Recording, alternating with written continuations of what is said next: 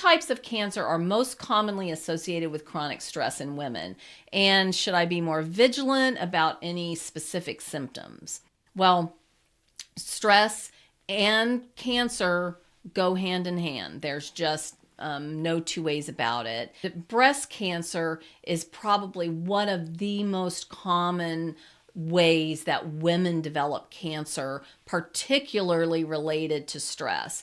Chronic stress can disrupt hormone balance, and this increases the risk. And so, of course, you want to watch for lumps and changes in size of your breasts or any unusual pain. I will also say that it's very common for women to develop breast cancer after some really emotionally traumatic time. Sometimes this happens after a divorce or the loss of a child, that sort of thing. So you're definitely going to want to deal with any sort of trauma or even lingering depression that you're experiencing, because there has been a correlation between stress and cancer. You're going to want to go watch the whole episode on stress and cancer, but there's a correlation that shows that lingering depression, the inability to deal with a traumatic event and sort of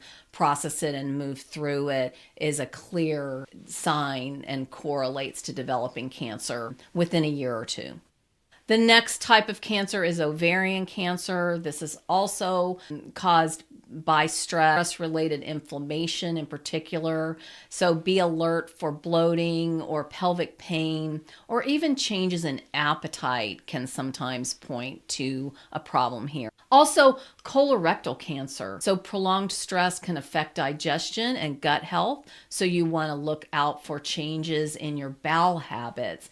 Just know that your normal bowel movement should happen between 5 and 7 a.m. in the morning. And, you should feel like basically having a bowel movement when you wake up, and it should feel complete.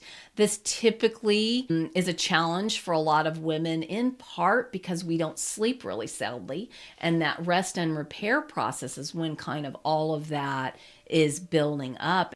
Also, just any sort of abdominal discomfort. If you're having any sort of pains that have been showing up with regularity and haven't been checked out by a doctor, then that's your first stop. That's the first thing that you need to do, just to rule out that anything really is going on, that there's any sort of disease accumulation.